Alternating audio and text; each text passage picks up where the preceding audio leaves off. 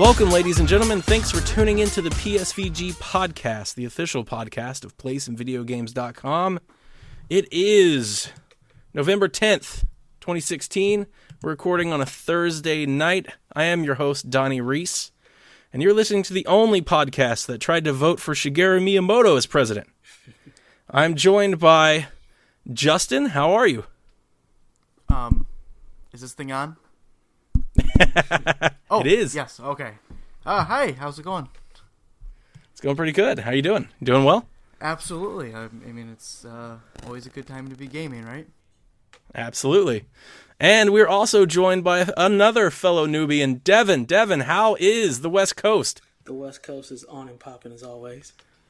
The West Coast is the best coast? Best coast. Left coast, best coast, all day. All right. Well, as is customary here at PlaySandVideoGames.com, every time we introduce a new staffer to the podcast, we ask them to tell us about themselves, their little gaming history, what they've got going on, and then their favorite gaming moment. So, Devin, we'll start with you. Why don't you tell us about the gaming history of one Devin and your favorite gaming moment? All right, so yeah, I've been gaming since '85. The original NES, when it dropped, was actually at a sleepover, friend sleepover. And everybody was playing Mario Brothers when I got there. And I'm like, what is that? And the little gamer inside me was born. And I've been pretty much playing pretty much everything since then. From NES, Super Nintendo, Genesis, N64, and then the love of PlayStation was born. I've been pretty much a PlayStation gamer ever since. It's never been far from what I'm doing. It's always kind of on my mind. Gaming is just like my favorite thing to do. It's my biggest hobby. Right now, I'm playing Titanfall 2, loving that it finally came to PlayStation. And I'm playing Kurinaga's Revenge, which is a little platformer that is really ready to make me rage quit a little bit. Other than that, that's what's going on with me, and that's what I'm playing. My favorite gaming moment probably has to be Final Fantasy VII, when Sephiroth actually kills Aerith, because it was the first time that I'd ever been so emotionally invested in a character that I could not believe that actually happened. So we have another one of those on the staff now. So you'll get to join and teaming up with all the others that hate the fact that I don't love Final Fantasy VII. It's okay. You don't have to love it, but you gotta respect it. Justin, save me here, man. I can't help you out there.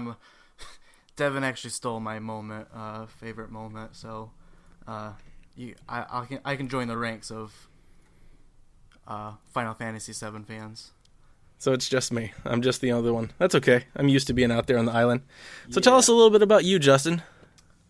Well, I've been gaming since I had an NES growing up. But I was pretty young guy during that period, but really grew up around the SNES, and probably really hit my, realized my love for gaming with the PlayStation 2 era.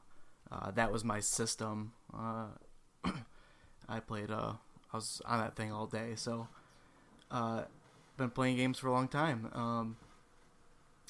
As far as my favorite gaming moment, like I said, Devin stole probably my number one favorite, which would be that exact scene with Sephiroth and Final Fantasy VII.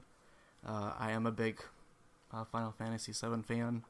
If I had to choose a second moment, it would probably be just in general multiplayer with Call of Duty Modern Warfare 2, because I was really hitting. I kind of had a gang of guys that were playing every night, and got pretty good, pretty competitive, and probably one of the funnest games I've ever played. Awesome. All right, well, I'll jump into what I've been playing this week, and this week hasn't been too kind to me in terms of gaming time. For those American listeners and those around the world that didn't know, we elected a new president this week, and we had a big election, and my office actually activates for all elections in support of public safety and government. So I had myself a nice 17-hour day, and not that that's crazy. It comes a part of the job, but normally when you work 17 hours in one day, normally you get the next day off, and we had an exercise the next day at 8 o'clock. So it was a quick turnaround and back to work. So I've more or less been recuperating since then. And I haven't played a whole lot since the election. I did, however, play a bunch over the weekend before the election, namely Call of Duty Infinite Warfare, which I am having a blast with so far. Justin, you're playing it too, right? Yeah, I got had it delivered on release date, and played a few hours of the campaign, played a little bit of multiplayer, and definitely jumped into... I did buy the $80 version, and so I've been playing the remastered version of Modern Warfare as well. How does the remaster hold up so far? I haven't. I have it, but I haven't booted that one up yet. I played through the campaign early, actually, because they had an early campaign on PlayStation. It holds up really well. It's still a great story. Maybe it's nostalgia, but and it looks great. It looks how I remember it, which probably means it actually looks a lot better. Yeah. And then multiplayer, I've spent more time with multiplayer on that actually than Infinite Warfare. Some of the old guys actually all got on, and we played together, so it's still a lot of fun. That's awesome. I don't really roam with a pack of online multiplayer friends. I've never really been much into multiplayer. When it comes to multiplayer, I typically stick to, the more arcadey modes, things like dodgeball, horde mode, gears, stuff like that, stuff I can jump in and out of. I'm just terrible at deathmatch, and that's ultimately what I'm trying to say is I'm just not very good. But I got, I'm not sure how far I am into Call of Duty Infinite Warfare. I think I've played it in like 3 or 4 hours. I really like it. Like, I really like it. It's the best campaign I've played of Call of Duty this generation so far. And then I jumped a little bit into zombies, and I love the whole aesthetic, that whole 80s vibe. It really makes that mode fun and a really kind of a change of pace. But my biggest reaction, is at least an early impression so far, is that I am just so smitten with those space battles when you're in the ship and the craft and you're steering it. It's got that whole Star Wars thing going for me. I read somewhere that I guess those don't make their way to multiplayer. Can you confirm that, Justin? I haven't seen it. I don't see it coming to multiplayer, just because if you notice when you're playing in those sections, it feels really great, but it's actually kind of auto steering you and auto driving you a little bit. Yeah, and I think that's why it feels so good. Actually, it feels like you're in a epic space battle in a big time movie. So yeah, as I say, it's like a set piece, and it's just a lot of fun. I really enjoy it. It throws something into the campaign, and it's just very refreshing. At least to me. I run through some corridors, I bust some windows, I shoot, some folks, and then all of a sudden I'm dropped in the ship and I'm flying around space and I'm going under and over, and it's a nice reprieve. It's something nice to kind of to flip it on its head real quick before you jump back into like the main Call of Duty game. So the other game I played this week is I played Animal Crossing New Leaf. It had this gigantic update or expansion, and apparently there's a lot there. Unlike Kevin, who's also playing it and loving it, I'm not really, if anything, it's kind of making my overall opinion of Animal Crossing sour. I mean, this game came out 3 years ago, and they just put all this expansion stuff into it, and it's like buried. Like, you have to play the game for so many hours before certain things unlock, and you've got to have, like, the amiibo, and, like, I was trying to look things up on forums, and I had to, like, change the date and time settings to make the ghost show up so I could do the thing for the amiibo, and then I gotta wait for them to show up in the campground so I can go buy the things to unlock the other modes, and it makes me want, I'm like, this game is so old, and you're bringing this expansion to kind of get people playing it again. Wouldn't you just want to make it easier for them to do so than to hide things behind, like, well, you gotta buy the fortune cookie at the store and hope you get the right one so you can get the extra mode, or you gotta have that amiibo, and if you don't, it's just, I really hate that kind of stuff. It'd be one thing if the game just came out and you expected people to, log another 30 hours into it. But the fact that this is an expansion of a game that's so old, I was just kind of hoping that they would just give it to me. Or at least let me buy my way into giving it to me. I'll give you $5 if you just make me not have to do all this junk. I presume each of you, being the PlayStation gamers that you are, I don't think either of you have a 3DS, do you? I do not, but we might be talking about this later, but I'm definitely on the edge of getting one. So. Ooh. Devin? I do not have a 3DS, and I don't see it in my future. I'm just not big on handheld games. I never have that much time that I'm actually away to enjoy handheld gaming. So when I do get to play, it's usually later at night, and I'd rather just be sitting on a console with the controller in hand instead of the handheld smaller screen and everything. So the console That's interesting. experience is better for me. So since you said that, let me get your first impressions on that Nintendo Switch. First impressions of the Nintendo Switch, I mean, it doesn't hook me in any way, to be perfectly honest. Nintendo, I've just kind of fallen out of love with. It was like my original love when it comes to gaming, but they just don't have anything that I want to play. And the idea of just a portable system that you can take on the go that also sits in the console, it just doesn't do much for me. And honestly, I don't see any Nintendo games coming that I'd really, really want to play. It just doesn't hook me at this point. Cool. The last game is something that I've been jonesing to talk about, and I wanted to kind of preface it with a question. My last game that I've been playing since I was last on the podcast is one that I've kind of marked for a long time, and I've been waiting for the sale to make me jump. And in our next topic, I kind of want to ask you guys the same if you have a game like mine, but mine's Dying Light. And I remember when it came out, and I was really interested in it because it looked cool, but I didn't have any history with the franchise or really the developer that I was aware of at the time. And it just seemed risky to me, and there was better alternatives. So I more or less kind of just threw it in the wish list and just kind of sat there and waited on it. And then they had this big DLC expansion, and I have a friend of mine that's way into the game, and he was telling me of how much this expands the game and how big it is and all this extra content. So even when the game went on sale, it didn't include all of the DLC and the collector stuff. So I was sitting on that too. Well, the last day or the last week of the PlayStation's Sale of the Dead that they ran last week, it was marked down to $28. And I also had a $15 PSN gift card that I was sitting on. So I ended up getting the game for about $13. I booted it up that night, and I've only been able to play it for 2 days, but both of those days I can describe as those types of gaming experiences where you sit down to play it for maybe an hour, and then you look up and it's 4 hours before you have to be at work because you just got lost. I'm totally invested into the game. It's really fun and anxious. It's been a long time since I felt anxiety and stress in a video game, and this game has got it and then some.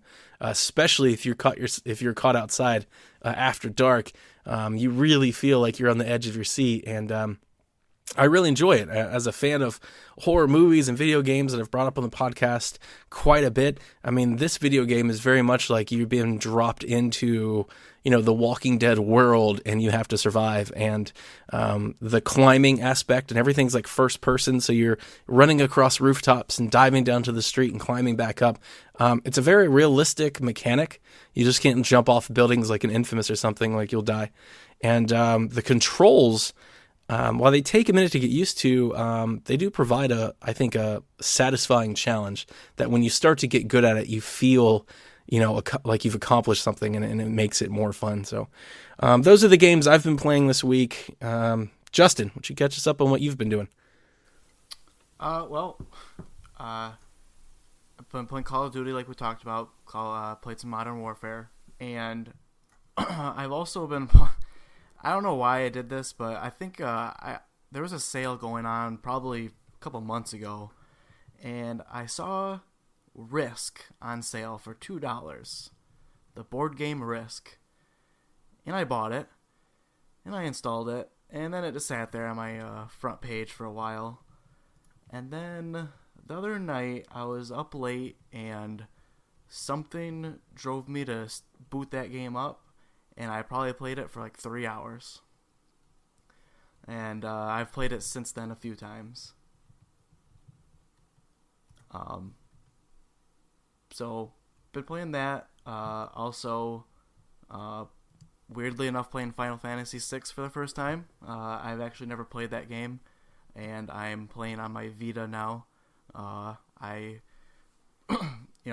like any game on my Vita, I can just kind of play it while me and the wife are watching TV or a movie or something. So I've been playing that for the last couple of weeks, which has been, it's a good story. It's actually keeping me engaged. So I'm really enjoying that.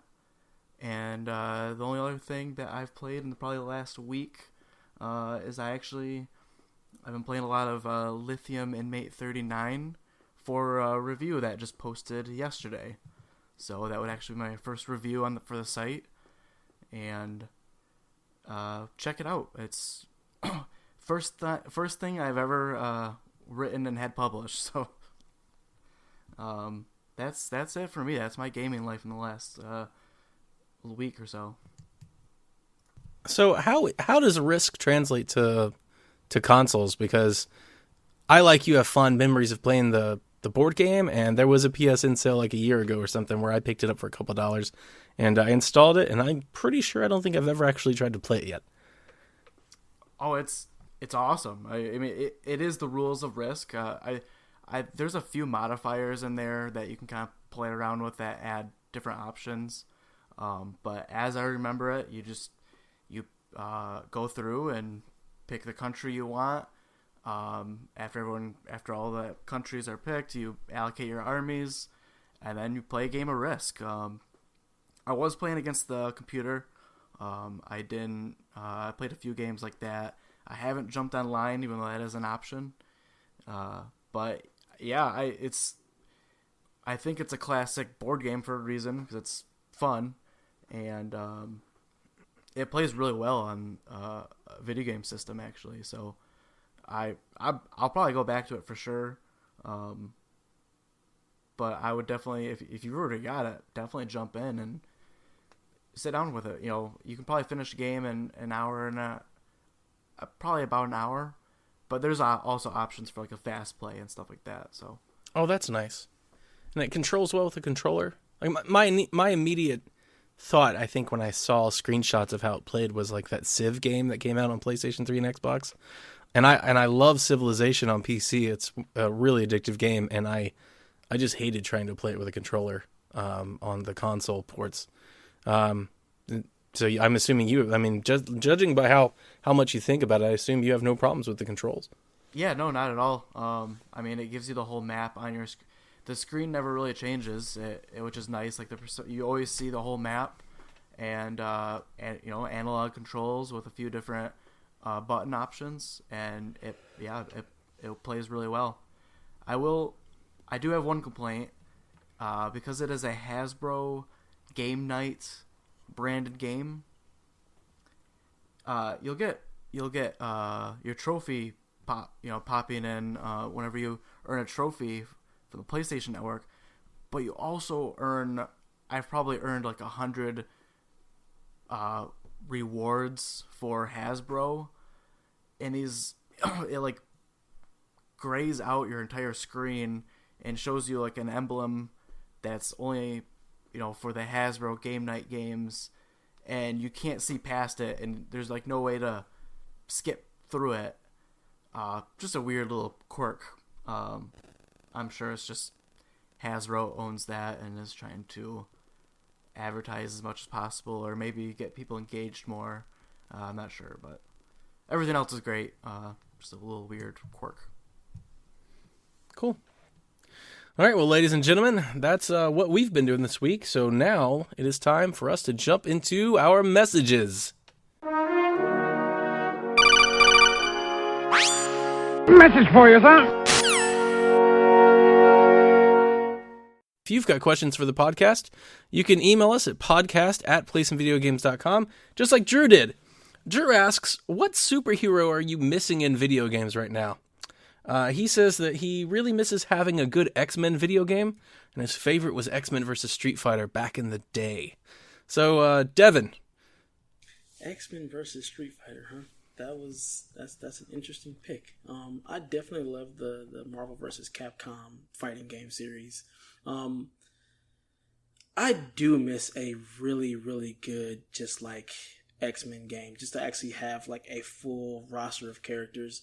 I never got into the little like top-down isometric view. I think it was Marvel Ultimate Alliance. I never got into anything like that, but I would love to get something like the X-Men game that was on Genesis. I don't know if you guys remember that one, but it was actually a pretty good representation of a lot of the X-Men and their powers. And the fact that you actually had to reset the console to get past Mojo was pretty awesome.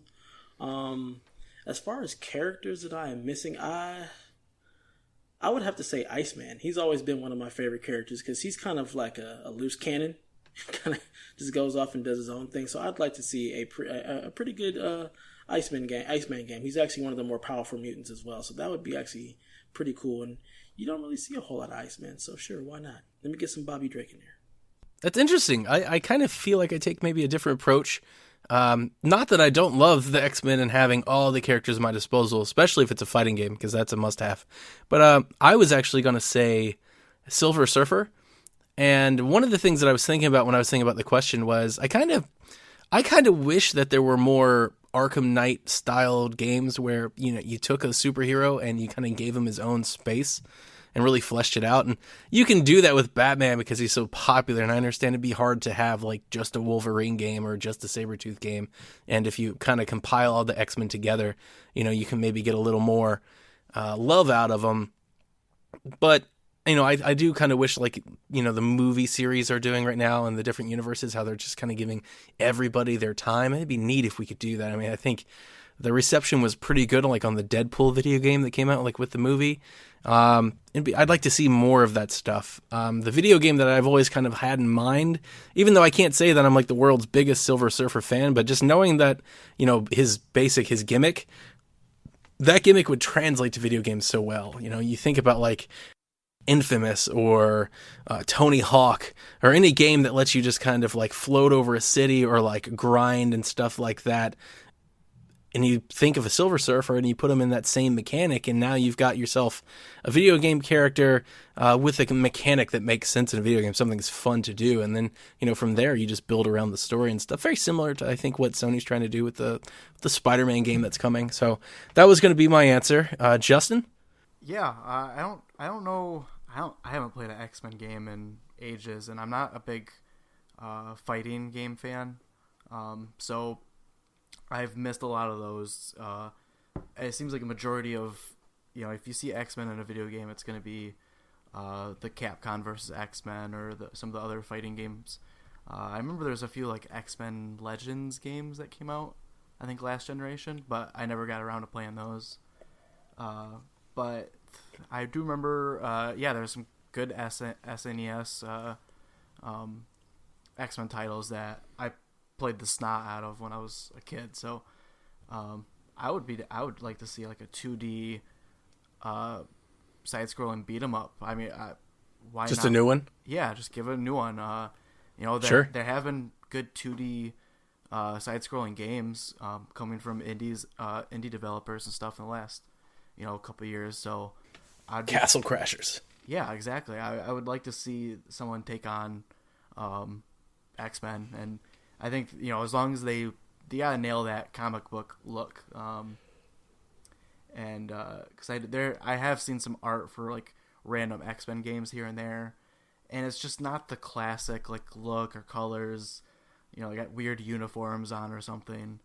I'd like to see something with a classic comic book looks, and you know, it's gotta feature my number one man, Gambit. So, cause he's definitely my favorite. Yeah, I definitely wouldn't mind getting some classic X-Men type stuff or just classic comic book heroes, but I feel like a lot of times the comic book heroes and their powers end up being just difficult to translate into video games. Like thinking about Silver Surfer, he's pretty much impervious to everything, so he kind of falls into that whole Superman conundrum. Like, how do you make a Superman game? He's pretty much unbeatable. And Silver Surfer kind of falls into that same rhetoric. He would be fun to play, but let me have his full scope of powers. Don't limit me Like, so that's where I look at the superhero genre. I'm like, I don't know how to really do that to make it to where you're not just OP from the start and throughout the game, unless you really just want to make it one of those type of games where you pretty much are impervious to anything except for like whoever that character's arch nemesis is. But if you could give me like just a port of like the Genesis or X-Men games, just up-res, I'd be very happy with that. I think I've got the X-Men game on my Xbox, like the X-Men arcade game. I think it's available in Back and Pat. I know that one's available on PS3 too. I have that one as well. Yeah, I tried to play it with my son, I think last year, and we just died a ton. My son was like, "This game's too hard." He didn't know, like, he's 6. Oh, so. They don't know the half of games actually being hard. Oh man, let's go back to the NES era and play some Metroid. Get you like a 30-digit code to get back to where you were. The next question actually comes from my coworker, Chris. We were talking about this while we were working at the election together at the office, and I thought it'd be good podcast chatter, so I went ahead and included it. Chris asked me, he's thinking about getting his kids their first video game console this Christmas. Now, his son is 7 years old and his daughter's 11. His daughter, he's going to explain to me, she doesn't really play video games. She plays something that I've never heard of. I don't remember what he called it, but it sounded Minecrafty-ish. I think she plays it on tablet. It's definitely like a block building game. And then he said that his son likes shooters, even though his son's 7. So like he's interested in introducing his kids to video games. He doesn't really play himself, but he's interested in introducing them to him. And he actually doesn't really mind them playing, like, as I was trying to show him like Call of Duty and stuff. And he's like, yeah, I actually don't mind if my son wanted to play that. And I feel like that might be a little bit more than a 7-year-old could handle, but he doesn't really care. But his thing is, he doesn't really want to spend more than $300. So he's looking for something for the kids, less than $300, that both of them could enjoy as kind of like a dual present. So if you were giving Chris advice, how would you steer him in his buying powers this holiday? We'll start with you, Devin. I would definitely go with the NES Classic. That's probably where I would start with, because that's actually the system that I'm going to get to start gaming with my daughter, who is 5. Just thinking about the small hands and how easy that controller was to manipulate at that age, and how I've tried to get her to play PlayStation and the controller is just too big for her. And just thinking about how, while the NES games are difficult, they're also very simple as far as the mechanics, so it's a lot easier to wrap your brain around how to play a game like that. So I would definitely go with like an NES Classic, or even like a Wii or a Wii U, and get like just like that back library from NES and be able to start with something like that. I wouldn't necessarily go with one of the more major consoles. I wouldn't go with the PS4 or an Xbox for a 7-year-old, even though it could be a dual gift. It just, for me, it would be hard to find games on that system that weren't going to be too difficult for them to play, and then also having to find a controller that actually fits comfortably enough in their hands that they can manipulate. I find the analog sticks are very difficult for kids around that age. Okay. Justin? Yeah, that's a great suggestion. Definitely agree with Devin. I was thinking, I think both PS4 and Xbox One can definitely be found during the holidays for less than $300, and probably packed in with a few games. But as much as I love my PS4 and respect what Xbox is doing, I'd probably point them towards Nintendo product and tell them to get a Wii U. Dig into that back catalog, load up those games, and have them play through Super Mario Brothers. It's by far one of my most liked games of all time, and it's because I spent my childhood playing it and until I beat it, and going through all the secret levels and everything. And that's just one of many games that you could get them hooked on, and it is family friendly.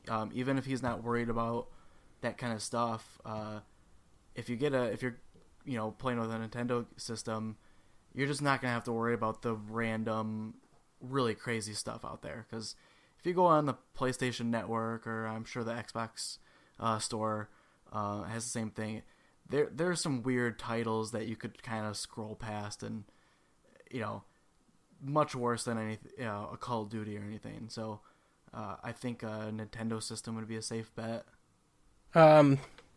So what I told Chris, and I kind of walked him through everything. My initial recommendation was to get both of them their own DS system, whether it be like the super cheap like 2DS, and I showed him the new 3DS, and I kind of explained to them how those work. I was a little worried. He said his son likes shooter games. The 3DS is really not the place for shooters. It has some, Metroid Prime Federation Force. It's got a couple others that can kind of get the job done, Ironfall, Moon Chronicles, stuff like that, but it's not really a platform for that style of game. I also recommended a PlayStation 4 because I think it's got a really large library that they can kind of pick and choose from. So for his son, I mentioned something like a Destiny or Battlefront, Star Wars Battlefront. If he doesn't really mind him getting into shooters, and I don't know how well the kid will play at it, but it's just, I'm going off of what he said the kid liked to do. If that's what his son likes to get into, both of those games like he could have and play till his heart's full. I also, recommended something, like a Plants vs. Zombies, but like on the PlayStation 4, they could also jump into like a Ratchet and Clank and a Knack. And me and my daughter are playing Rock Band and the new Rivals expansion, and there's things there that they can dive into. He said he didn't want a Wii. I should have prefaced that. He said he didn't want a Wii. He said he had one really before the kids started getting into stuff, and he didn't really want to get another one of those. And then he and I are really close, so he knows that I've already traded my Wii U in because I'm looking to the Switch and everything. So he was like, well, if I'm gonna spend $300, I don't want it to be replaced in 4 months. So I can understand that. So he's looking at those stuff. I'm a little surprised and kind of taken by both of your answers. I think the NES Classic or Mini is a perfect recommendation. My only thing is being the young gamer. Mostly here at Play Some Video Games, I just don't really like NES games. I think they're really obtuse and they're hard to play outside of the Marios, and I personally think most of all the good ones that are on the NES Classic you can play on a 3DS or a Wii U. So, but I'm a little interested to know. I think it's interesting that, especially Devin, you were like, I've outgrown Nintendo and there's nothing there that makes me do anything. And then immediately you're like, I'm going to get my daughter this Nintendo to help her start gaming. I kind of think that's a common trend. It's more or less commonplace that, everybody kind of gets started with Mario and then they just kind of grow up and grow out of it and move on. Yeah, definitely. That's interesting. I look at my gaming history and where I started, and like I said, a lot of it comes to deal with I've tried to play Ratchet and Clank with my daughter, and she just can't get the controls. And I just look at how easy and simple that NES controller is. It's just the directional buttons A and B, and how simple that is. And some of the games can be very difficult, but if I gave her Mario Brothers, she can actually get into that, and it becomes something that it builds a foundation. I look at how a lot of the older games were much more they were more difficult. They definitely are harder, but now when you play anything on current gen systems, if you've played on NES, everything else is easy. When people tell me about how games are hard, I'm like, you don't know the half of it. So being able to start them off on something that's a little bit more difficult is going to make it easier for them to play some of these newer games. It's not going to be a huge learning curve. So to be able to start them at that young age where their brains are sponges anyway, to start them with something a little bit more difficult but still fun, like a Mario Brothers, or if you're looking at a shooter playing Contra, I think that's the perfect introduction to video games at that young of an age. Just because, like I said, a lot of times it really boils down to me just the controller just being way too difficult for her to handle. All right, yeah. So, Devin, that makes sense. Now we're going to jump into our main topic. That's the end of the mailbag, so we're going to close that up, and we're going to get into our topic of the week. And don't you know, just in time for next week's shenanigans, we're going to talk about Black Friday. So, I just kind of want to have a discussion, what you guys think about Black Friday. If you guys partake in the holiday, how, much invested you are. Like, maybe you were, now you're not. Any specific deals that you guys are really hoping to jump on? Anything you've already seen that you've got bookmarked? Do you already have a plan and agenda? So I just kind of want to get into that. Kevin, who's not on the show, did provide some nice little notes, and he wrote, "The term Black Friday was coined in the 1960s to mark the kickoff to the Christmas shopping season. Black refers to stores moving from the red to the black, back when accounting records were kept by hand and red ink indicated a loss and black was a profit. Ever since the start of the modern Macy's Thanksgiving Day Parade in 1924, the Friday after Thanksgiving has been known as the unofficial start to the bustling holiday shopping season." So I'll start. I typically do all of my Christmas shopping way before Black Friday. For instance, this year, I'm already sitting on 95% of my Christmas shopping. It's already done. I typically try to space it out like 10 to 12 paychecks before Christmas, and I kind of pick up a present 2 or 3 per paycheck all the way up until Christmas. Black Friday, it's not something I particularly take part in, especially not anymore. Back when I was college and funds were tight, it was definitely something that I would jump into, and I have many memories of waiting in a 50-person line out at GameStop to get 5 or 6 games that are cut in half. Typically, I've always thought the deals were great, but I will say, at least for this year, I'm a little upset's not the word, but I'm at least a little caught off guard that so many games went on sale so fast. And there's already Call of Duty Infinite Warfare is already going on sale for Black Friday deals that I've seen at $20 and $30 off all editions. And it's like, the game just came out. I just paid full price for it.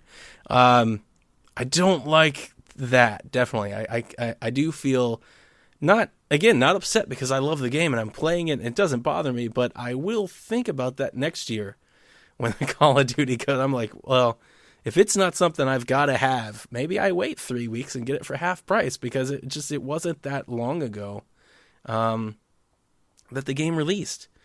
So this year I don't have any Black Friday plans, with the exception of maybe one, and we'll let Justin come in after this one. I have the new 3DS, the Slim Edition, the little one, and my son has the old 3DS XL, the OG model, and I saw that GameStop, apparently, I think it's GameStop and Best Buy, have my model, the faceplate model, the new 3DS Slim as I call it, and they've got it on sale for $99. So I immediately came home when that news went up on PlayStationVideoGames.com. I checked the trade-in value of my kid's unit, and he can get $75 for his. So if I go up to the GameStop and I stand out in line at midnight on Black Friday, I can upgrade his unit for like $25. So I still haven't decided whether or not I'm going to do that, because, if you've never owned a 3DS before, there's all kinds of order of operations in terms of trying to transfer credit and content and all of that jazz. And I think in this case, I probably wouldn't do any of that because he's so young. He just turned 6. His birthday was yesterday. He doesn't have a whole lot of digital titles on his stuff. The most he'd lose really are like themes and things like that, things that we could easily rebuy. I kind of think I would probably just trade his in and just start him a brand new if I decided to do that. But that's the only thing that I really have on my radar right now for Black Friday. I would say overall, I don't really approve or disapprove of the holiday. I know some folks have strong beliefs on that. They don't like the fact that retail workers have to work, at like 12 midnight and stuff like that.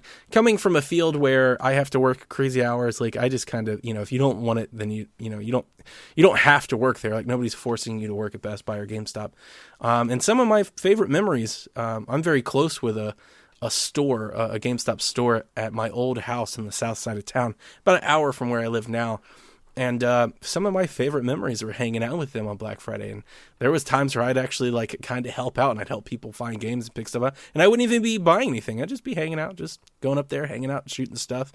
Wife went shopping, and I'd just be hanging at GameStop, just talking shop. So I don't really have any hard feelings either way on that stuff. But Justin, what do you think about Black Friday? Is anything on your radar? Do you have any plans? Just that whole kind of stuff. Yeah, so Black Friday, I've definitely participated in the craziness of Black Friday a few times. I don't really have opinion, approval or disapproval. I do think it's a little unfortunate that Black Friday is kind of impeded on Thanksgiving Thursday. Just because, it's, there's only a few holidays a year that you get to get with your whole entire family. And if anyone in your family wants to participate in Black Friday, they're probably going to have to leave early or make, other plans. And I think that's a little unfortunate. I wish they'd at least roll it back to, at least midnight or something. But other than that, yeah, I've obviously participated in it, so I can't be too judgmental. I think back in high school, my stepdad at the time had taken me out, and I got to witness the craziness, in firsthand, and it definitely gets a little insane. I've been in Walmart right as, they announced that the deals have gone live. I've been there when they're ripping apart the cellophane to get at whatever, half price portable hard drive or whatever, the hot ticket item is. It gets insane, and I think it's unfortunate that people will fight over that stuff, but I tell you what, there's no better people watching than just sitting in the back of that crowd and just sitting back and watching, because some people's true their dark side will come out for sure. So and I don't even think it's the savings or anything like that. I think it's just the environment, mob mentality kind of stuff. So it's definitely interesting. It's fun. I'm planning excursion out this year. Kind of looking at the ads right now to see what I would possibly want. I don't go for the big ticket items. Not looking for a TV, or I already have most of the game systems I want, except for that 3DS sale. And I have never owned a 3DS, and I actually haven't owned a Nintendo console since the Super Nintendo. Oh wow! Yeah, and my little sister had a Wii in our house when that was popular, but I think I played maybe 1 or 2 games on it, but definitely didn't own it myself. Never played never bought a Wii U. Last portable console I had from Nintendo was Game Boy Advance, the SP version, which is probably one of my top 5 consoles of all time. Another console that I played a lot of, but I haven't enjoyed the modern Nintendo, though it hasn't looked that great at times, but there's definitely games I've missed, and I think it's my chance to jump in and pick up $99 for a new 3DS that was selling for, I think, $250 or $200 maybe not too long ago. Does that sound about right?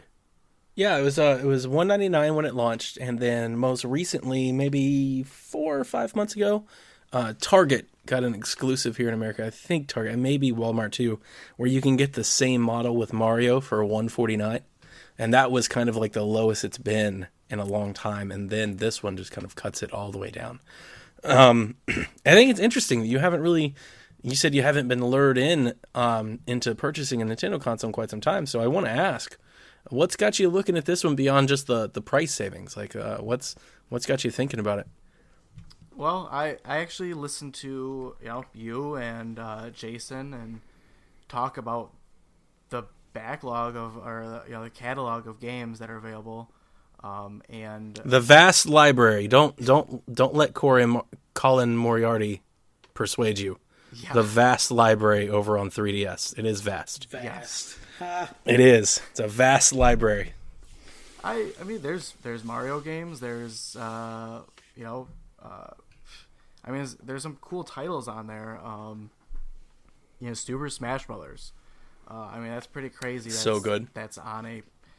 Granted, it might not be the best way to experience that game, or maybe it is, but it'll be the best way that you've experienced it, considering you haven't had anything exactly. since the SNES. It'll be the best Smash game you've ever played. Exactly. There's just a bunch of titles that I haven't played in 10, 15 years, and there's plenty for me to play, whether it's 2-3-year-old games that came out in the 3DS. They're all going to be new to me. I've definitely heard people talk about them on podcasts and read reviews here and there, but there's plenty for me to jump in, and I'm probably going to get really good deals on all these old games.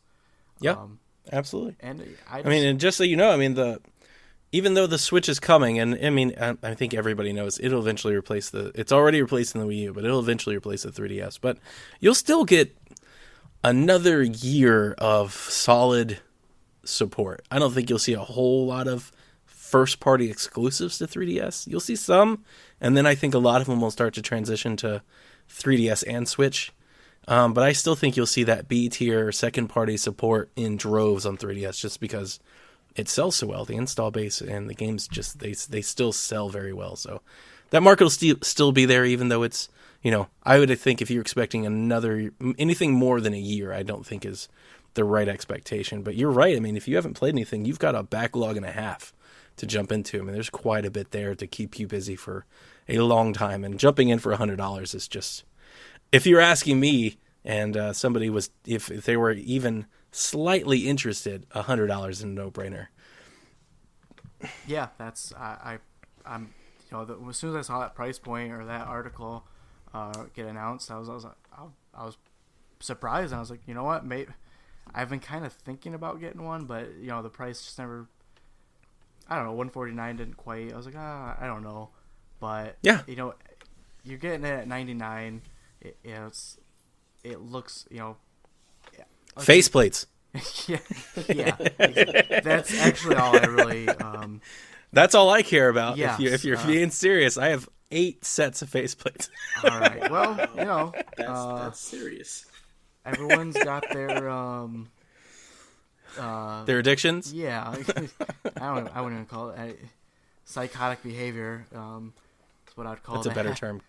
Kevin would appreciate that term. Yes, but yeah, that's just it. There's plenty for me to play there. So at $99, $100, I think it's a great system for me to pick up. So that's my plans for this Black Friday. I'm gonna go out. I'll try to find that. I'll probably pick up a few. When you got games coming down to $15 or $20, and it's even if it's a year-old title, if it's something I haven't played, I'll probably pick it up. And just try to find the time to play it. One game that I'm definitely going to be looking for to see what kind of deals are on is Blood-Borne. It's just a title I completely skipped over on the PS4. Isn't it on sale right now? Yeah, it is. It's $20 actually. It was on sale in the little Sale of the Dead on PSN, and I think on Black Friday it's going to be either 15 or 20 at both Walmart and Target. I think it's on sale right now. PlayStation's having. I'm going to look it up. Oh, yeah, that 10 20th. years of PS. Yeah, there it is. Yeah, it is on sale. You're right. So you're getting the complete, I think it's the complete edition, like the whole kit and caboodle. Everything that Blood-Borne has to offer, I think it's on sale for like $20. Yeah. So if you're looking for that one, I'd get it. Maybe I'll jump in there, but yeah, so that's about it. Nothing too crazy. I'm not waiting out in lines or anything like that. Just going to hopefully pick up a 3DS and maybe snag a few games if they look good. Unless I can pick them up earlier, on the network. So that's my thoughts on Black Friday. Awesome. All right, Devin, what you got for me, man? So I've got 9 years of Best Buy retail experience of Black Friday, starting from 2003 going all the way to about 2012 while I was there. And I will have to say that I have a serious love-hate relationship with Black Friday. I can imagine so. Yeah, being on the other side of it it was definitely just painful. For one, not being able to spend time with their families. I mean, I remember when it started at 5 a.m. the day after Thanksgiving, and then it went to midnight the day of Thanksgiving, and then 6 p.m. or 5 p.m. Thanksgiving Day, and I was just like, this is just absolutely insane. While it did deter some of the crowds from being just absolutely insane, because it's spaced out over so much more time, it's still like, really, you're gonna impede on my dinner time with my family? So I have a serious like love-hate relationship with it. So even like after I left Best Buy about 4 years ago, I really haven't ever done any Black Friday shopping. We'll do some of the online deals, but for the most part, we really don't go out, just because a lot of the times the savings really outside of video games really aren't that great. Sometimes the toys are. So my daughter is 5 now, so we've probably gone to maybe 3 like Black Friday type sales where we've actually gotten Christmas gifts for her, like just toys or whatnot. But other than that, we really don't do a whole lot of Black Friday shopping. I do have my eyes on a couple of games. Sorry, Donnie, but Assassin's Creed Syndicate for like $9, I really can't pass that up. That's just a good deal. I'm telling you, man, I'd pass it. I'd pass up on it if I were you. I know how much. It's not that it's not worth the money. It's just I think the money's better spent elsewhere. I'm a fan of the Assassin's Creed games, and that one just looks like fun. So I'll definitely probably pick that up. I'm like you. I'm kind of a little frustrated that so many games went on sale. Like, I literally just bought Titanfall, and now it's like $5. I'm like, really? Like, yeah, Gears is like half off. Yeah, and then like you said, like at Call of Duty, I'm like, it's already $20 off. The game just came out like 4 days ago, and it's already on sale. You're like, wow. Looking at that, I have Pokemon pre-ordered, and now I'm considering like not picking it up and just sitting there to see if it goes on sale. Right? Like, just like this is like, I bet it goes on sale for like half off. Yeah, usually years past, like the games that came out that soon did not go on sale that quick. So the fact that they're all dropping like pretty drastically in price, and some of them where they're half off or more, you're just like, wow, what the heck? And some of them you can get now. Like I know Battlefield 1, Titanfall 2, and a couple of other games. They're already $35 from Target if you use the Cartwheel app. Even Best Buy has some of the sales you can get now. I'm just like, wow. So games, I'm looking to pick up a couple of games. Probably going to get Battlefield 1. Probably going to get Call of Duty finally. Because I picked it up and then I rented Titanfall and was like, I'm going to buy Titanfall because this is just way more fun and something I've never experienced opposed to Call of Duty. I know what I'm getting there. So I can kind of wait on that a little bit. So I'll probably pick that up on Black Friday. I may rent it just to get through the campaign this weekend, just to have something to play. Other than that, yeah, looking at Doom for $15. It was a game that I always wanted to pick up, and probably Overwatch also. I think that's on sale for $25 or $35. I'll probably pick that up because that's also just a really fun shooter that I've wanted to get into for a while. But other than that, that's really all I'm looking at. But I'm probably going to try to get the majority of those just ordered online. Other than that, I don't plan on going out on Black Friday. I'd rather just take the time to be able to just chill at home with the family. I can definitely see both of you, and I mean both of your stances on how early things are starting these days. I've got a group of aunts and cousins and nieces that they all get together. You know, we all get together for Thanksgiving, and you know, they're up early and they do cooking, everything, and then they all go to sleep at like 3 p.m. Like they all take like an extended nap, and then they're all up, and it's like they're preparing, you know, for like a football game or something. Like they all get up at like 7 and they all get their clothes on and they all get their tennis shoes, and you know, they talk about how important footwear is. Put the like war you paint can't go out. on. Yeah. And then they all go out together. So I can definitely get that. It does feel like maybe it robs away from the family. And I think maybe from their perspective, it's probably the most fun family time they have together because they just all go out shopping together. And I guess that's what, you know, it's what they like to do. We all just, you know, us men in the family just sit at home and eat and watch football and then pass out. So, you know, it doesn't really bother us. We don't really care. You know, I was sitting there thinking, Dev, you reminded me, I think I saw, and I haven't been paying a whole lot of attention, to be 100% honest, the coworker of mine, Chris, I've been sending him deals more than I've been looking for myself. I'm trying to help him save some money. So I'm like, hey, you can get this for this and this for that. But I think I saw Recore is going on sale somewhere for like $15. And I wasn't completely in on that game, but for $15, I think I want to give it a try, because I don't really have a game like Recore kind of on the horizon, and I think that's something I'm gonna get into. But yeah, for 15, go for it. Yeah. I know, like it just came out. Like that's I was trying to look, and I see Gears of War 4 is $30. Yeah. I should have sat on Gears of War 4. It's ridiculous. I shouldn't have jumped on it. I'm literally just in shock more than anything about how fast these games are going on sale. Yeah, and Call of Duty, it's going on sale everywhere, and then there's reports that Call of Duty Infinite Warfare is not selling so well, and it's like, well, maybe everybody's waiting for Black Friday. Probably. All right, well, we'll close that up for the topic of the week, and we will jump into our news segment. This week in Play Some Video Game News.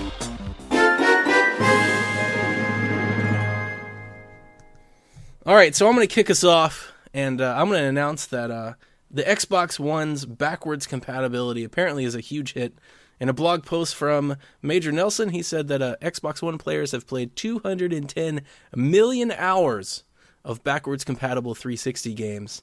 And then, obviously, this week, if you haven't heard, the Mass Effect games came to back compat, and that was a big news with the Mass Effect Andromeda announcement and all of that junk. So you get Mass Effect 1, 2, and 3. I have never played Mass Effect, so I don't really have an opinion on there. I did, however, commit to Nathan that once I am done with the holiday items, so I've got Call of Duty, Pokemon's coming next week. Once I get through those, like maybe the first of the year, I will try to play Mass Effect 1. And if I like it, I will keep playing them, because I don't like not having experience in a major franchise. It is why I bought the Uncharted collection, because I never got into Uncharted. I like collections for that matter.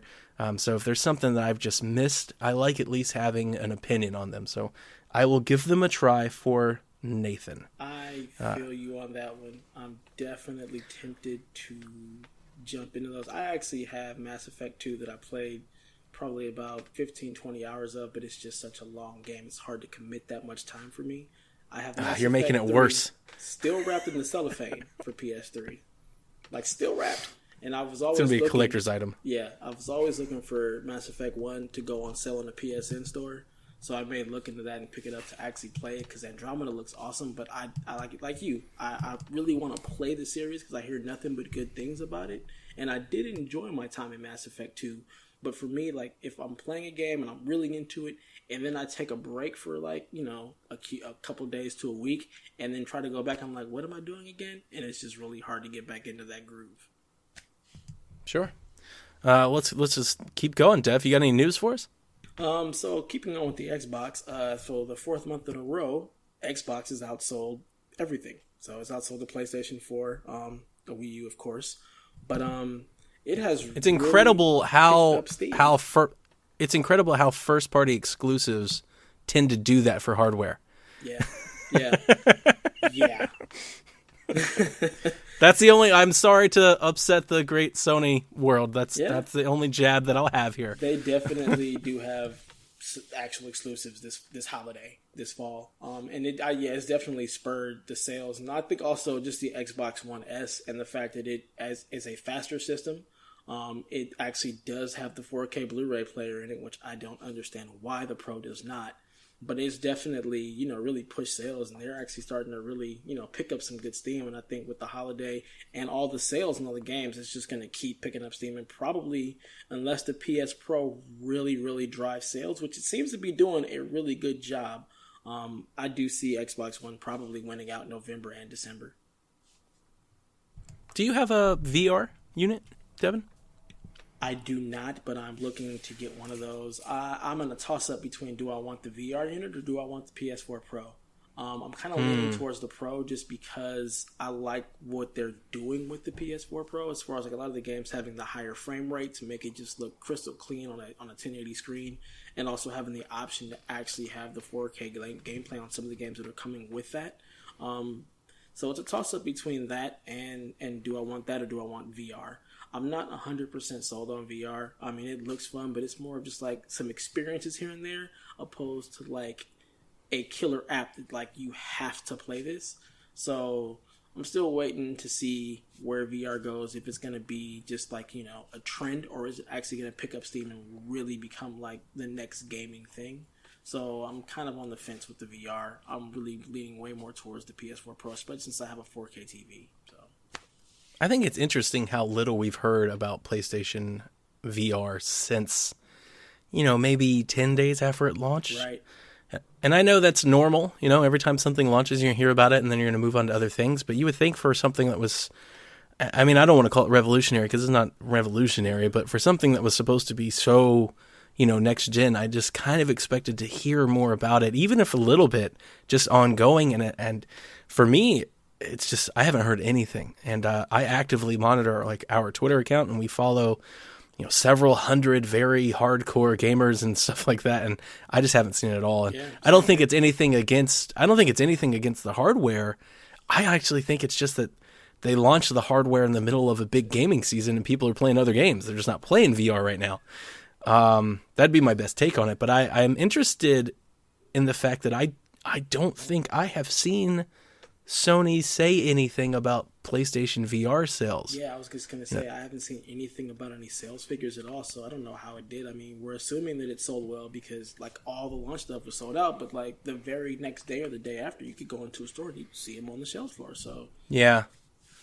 And it's, you know, they're quick to you know, showcase PlayStation 4 sales. Oh, yeah. And video game sales. And then, yeah, they're kind of shady, I guess, on the PlayStation VR sales. But, you know, Kevin and Mo have it and they like it. So that doesn't necessarily mean anything against console. Yeah, anybody Justin? who has it, I've heard, really enjoy it, so. Yeah. Justin, do you have any plans for PSVR? No, I don't think so. I mean, it definitely, I actually did the demo at Best Buy.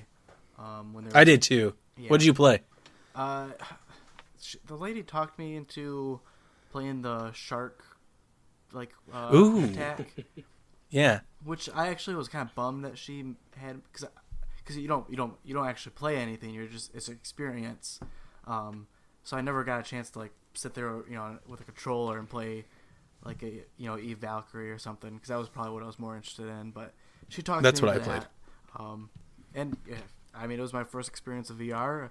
I thought it was very cool. My wife actually tried it out too, and she's not a gamer at all. But she was freaked out. She definitely thought it was awesome. But I wasn't gonna pre-order it, and yeah, things have been very quiet, and I think I'm just gonna pass on this generation of VR stuff. I think that's smart. Yeah, I think there's gonna be another headset, whether it's from PlayStation or Oculus or Vive. All three of those headsets, they've all been kind of radio silent.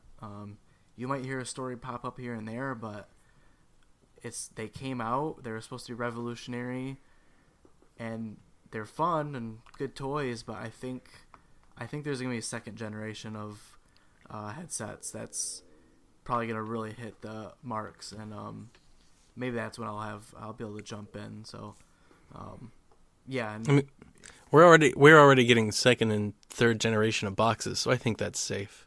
My whole concern outside of the cables, the cable management's really a problem for me because I already have a TV stand that has two consoles hooked up to it and all the cables that go with those, and like, the idea of adding that many more cables to the fire hazard I already have, it is somewhat bothersome to me. But my biggest thing is I think it's really neat, and from my experience, I do think it was pretty awesome. However, I question how much and I would even say, if I could blanket statement, folks, how much gamers are going to use it. I kind of see it as like you use it for like the first 2 weeks and you're like, this is amazing. And then after it kind of becomes more, when the novelty wears off and it becomes more commonplace, like how often do you really want to put a headset on to play a video game? Like that's my biggest hurdle in terms of, do I think it's going to stick long term? Is I just don't know. I mean, it's not that it's not uncomfortable or anything. I do think gamers like playing games with a controller, like sitting on the couch and playing a game with a controller in their hand. I think motion controls and Kinect and Wii, I think it's all proven that gamers at the end of the day, they just want to sit down and relax. And if you've got to sit down and relax and then hook up and pull your charging station and put this helmet on your head and be tethered to it. I don't know. It just seems a little messy for me. Yeah, I'd have to 100% agree with you there. The messiness factor with all the cables and the fact that, we don't have a game yet. It's more experiences, little experiences here and there. I don't see it being exactly where they want it to be, but you know what? Who knows? Maybe next year we may get some killer VR apps that really show what the systems are capable of doing. But until then, yeah, I'm pretty much just like I'm in a wait and see type of phase. I mean, we got PSX right around the corner, like just a few weeks away. I expect them to just say PSVR over and over and over again.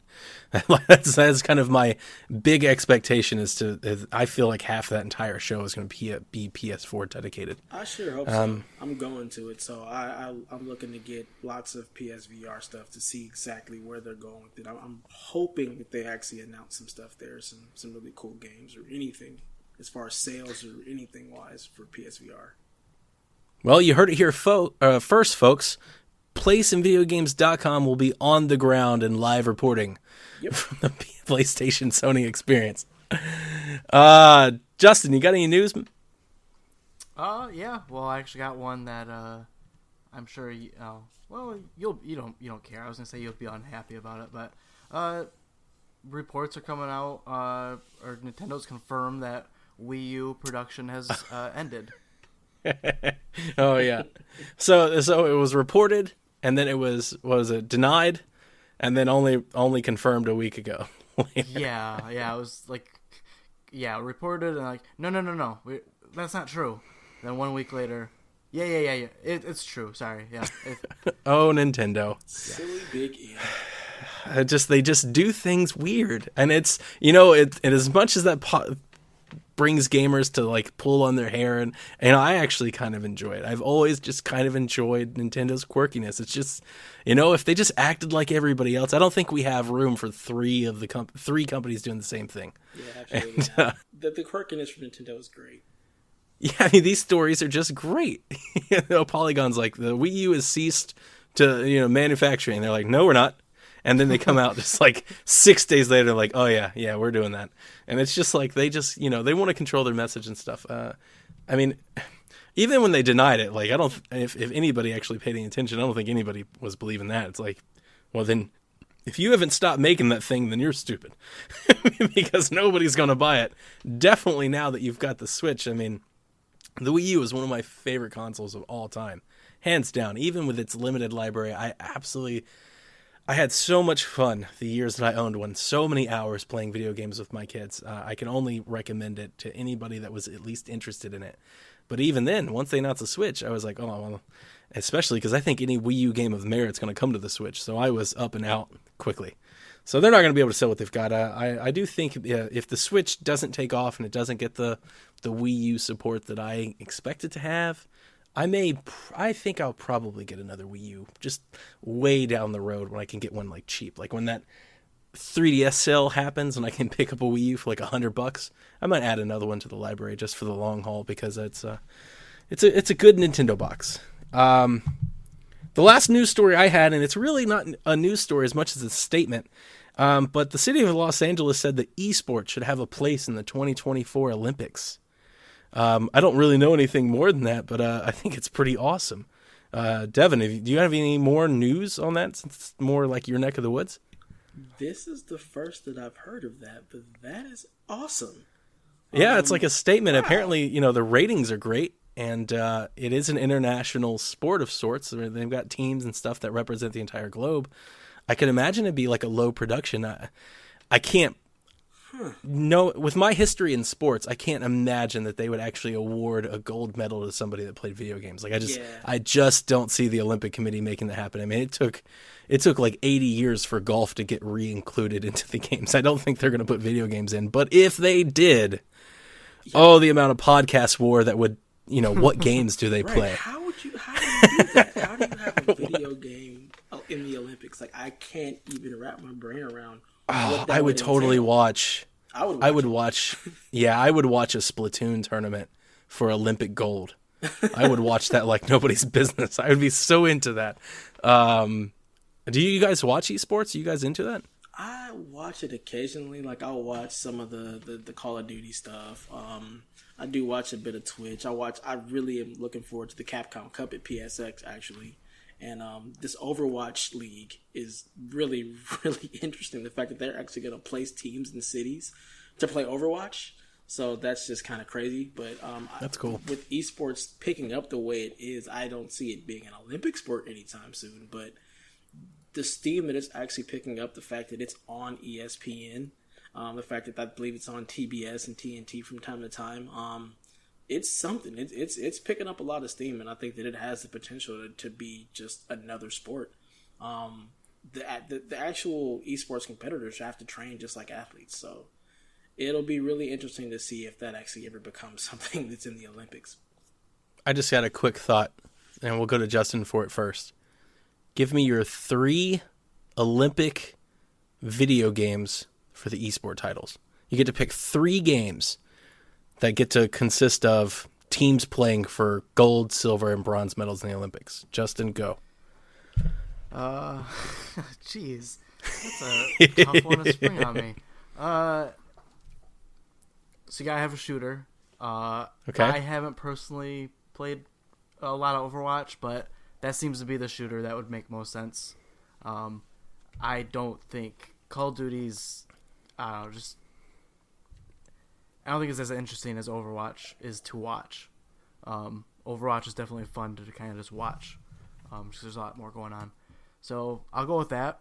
And then I don't know, one of those MOBA things that people like to play. I don't know what those things are, but you know, they seem to be popular with like millions of players. What is it, Dota and League of Legends?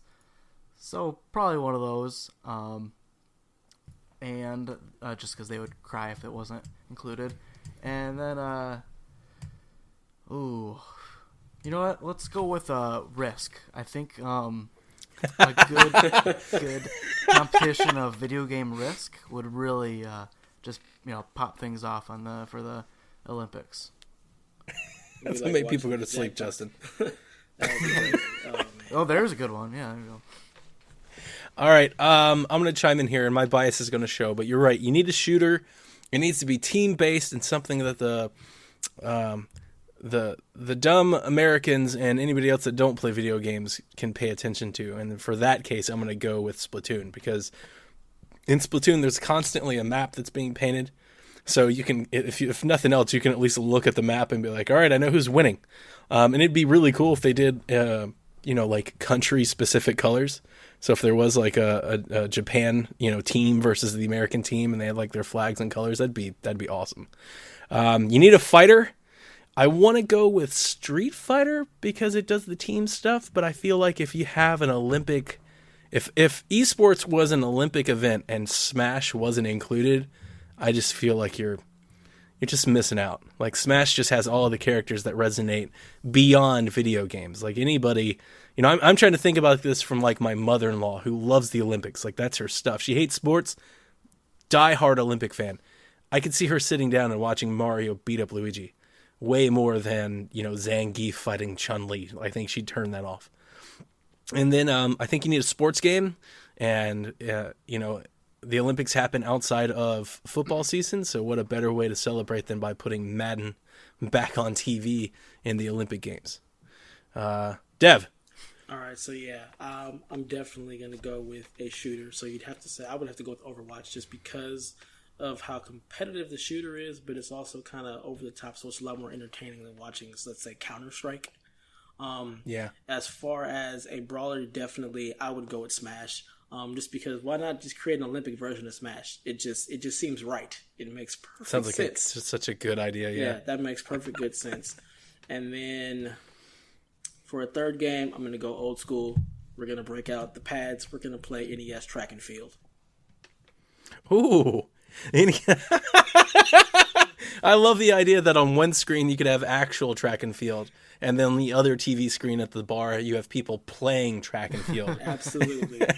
For Olympic medals. Let's do it. Let's go. The future is here. What if they patched it? What if they patched the old game with like the new athletes? Sure. So you could actually play as the specific athletes. That would be Usain Bolt. Let's go.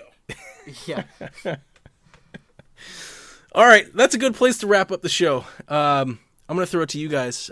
Justin, do you have any plugs? Anything you would like to plug to the listeners? Well, I just, like I think I said earlier, first review just went up for Lithium Inmate 39. Spoiler alert, I didn't have that much fun with it, and I wouldn't suggest anyone go out and grab this game. But hey, check out my review and check out my writing. So, other than that, just I will say, it's been kind of a tough week for a lot of people. So, just be nice to everyone. Spread some positivity out in the world. Sure. It's hard to play. It's hard to review bad games. I do think that's one thing a lot of video gamers, I know when we started this whole endeavor just almost a year ago, that was one thing I didn't really come to grips with until I got one of those. And you're like, oh, it's hard to force yourself to play a bad game when there's something else on the shelf. Yeah. I think we need to have a talk with Kevin. That's my first review out of the gate. And yeah, I mean, it's a test. Very conflicted. I was like, okay, what do I do here? I feel Justin's your pain, like, Justin. I feel your pain. Justin's like, I got to find another website to write for. Dev, you got any plugs? Yeah, I look for my review for Kurinaga's Revenge. It's actually my second review after reviewing Rive. Just like Justin, not having a whole lot of fun with this one. But that'll be coming up soon, probably next week, Monday, Tuesday. Other than that, you can find me at DevAtius on Twitter, and that's where I'll be. Awesome. My only plug is you can find me on Twitter at PlayingNintendo. I, unlike you two, was just given a review assignment tonight that I'm very excited about. It's our first-party review assignment. And it's a game that I actually wanted to play, and we'll be playing next week, and I'll try to get it out. My goal, and this may be a little too soon, but my goal right now is to have this review up before Pokemon, because if I don't, I'm going to kill myself if I have to sit here and play something not named Pokemon while Pokemon's sitting on the shelf. But for the listeners, remember, you can always email us your questions, comments, concerns at podcast@PlaySomeVideoGames. Follow us on Twitter at PSVG. Like us on Facebook at Facebook.com/PlaySomeVideoGames. And as Kevin let the lid off of last week, you can now follow us on YouTube at YouTube.com/PlaySomeVideoGames. We got our own little YouTube URL. Please continue to keep sharing, keep retweeting, commenting on the site. It's been great. Our views are up, and remember, we don't sell any advertising or anything like that. We're not in the business for clicks. It's just nice to know that when Justin posts a review of a bad game, somebody cares to read it. So it keeps Justin going and keeps the whole team motivated. And we really appreciate everything. And thanks for downloading and listening to the PSVG podcast. And remember, boys and girls, as always, never stop gaming.